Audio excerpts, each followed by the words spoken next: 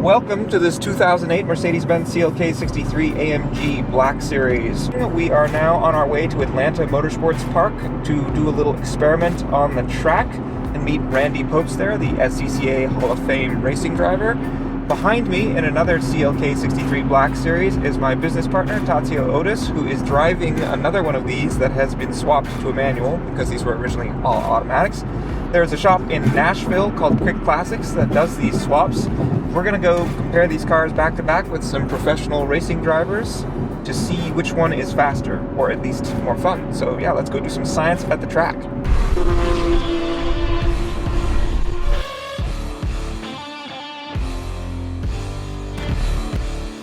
Over here, Matt's adjusting some shocks. We quickly realized when we went out on track that these cars were a little bit soft for track abuse, kind of consistent track abuse. So we're stiffening up all the rebound and compression adjustment that we can, just to kind of help body roll control and general control and balance the car. So Matt's a wizard and he's making it happen. We're lucky that we have some KW V3 shocks on this thing that actually come with some adjustment factory.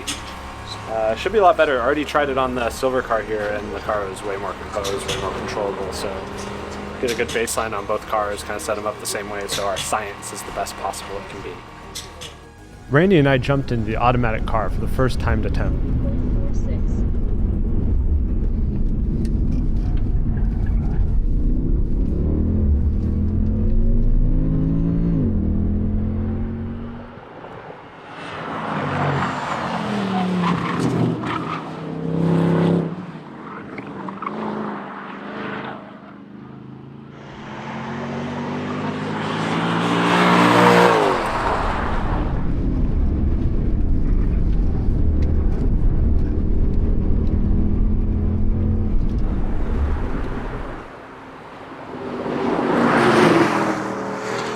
This thing seems to, the automatic feels like it has a lower third. Yeah, does it? Which is a better gear for this track, I think. But it doesn't really want to go down there all the time. No.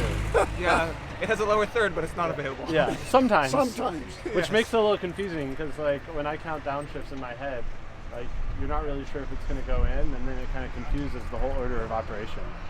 For me, a little bit. It tells you also what your selection is up here and what you actually have down here. Right, it does. Yeah, because you tell it third, and then it has a conversation with itself. Yes. And then decides whether it also agrees with your third. Right? Yes. So that's like the whole entire thing that's going on. And meanwhile, you're like, Third would be traction really control's nice. off, you're like kind of doing a little bit of a catch, like kind of waiting for it. And then like when you go to throttle and it doesn't really go anywhere, you know what the conversation is, right? It felt almost like it's sped up. Yeah. I'm braking, Yeah. and when it down, maybe because I lose the engine braking for a moment. Yeah. It's not a consistent braking feel. Right. I hate that, by the way. Yeah. I want to be in control. Yeah. After swapping wheels and tires on the manual car to match those that we used on the automatic car, we took it out on track. Because this track is so tight, we found ourselves hunting for gears quite a lot. Both Randy and I had a feeling the manual car would give us the control we were looking for on track. After just a couple laps, it became pretty apparent how much of a difference the manual transmission made.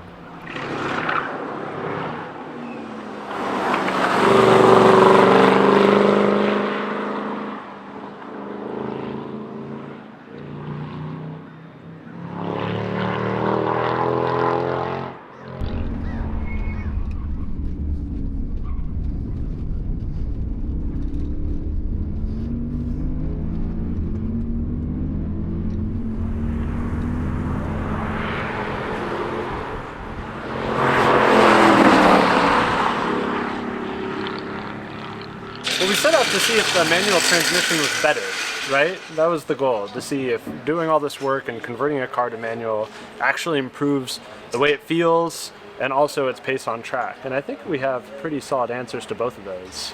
Well, I didn't know the CLK Black Series very well, even though I'm pretty sure that I've hot lapped one for Motor Trend a long time ago in the dark ages. And it turns out this thing is a race car for the street. Yeah.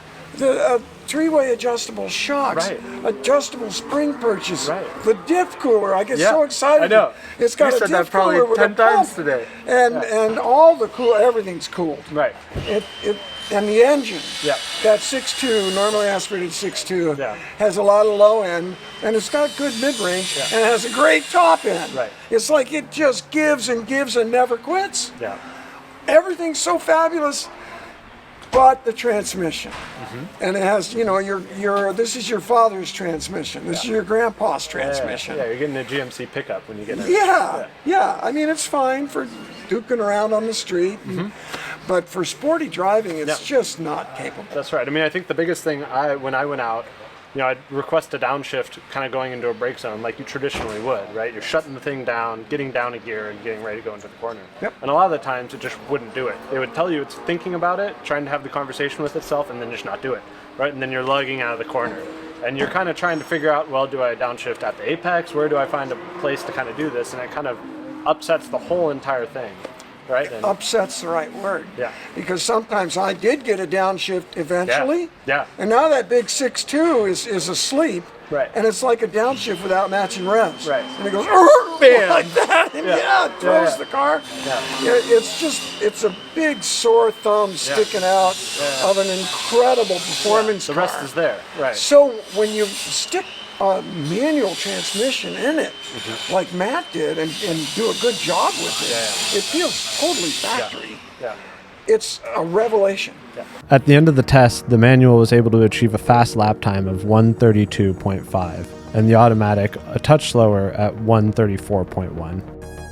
To summarize, the automatic car was pretty lazy on its upshifts and downshifts. That inconsistency made it really difficult to predict how the car was going to react both on corner entry and exit. On corner entry, sometimes it wouldn't downshift for you and you would blow the brake zone. On corner exit, sometimes it just wouldn't grab the upshift in time and you'd be into the rev limiter and then you'd have to back out of it a little bit for it to grab a gear.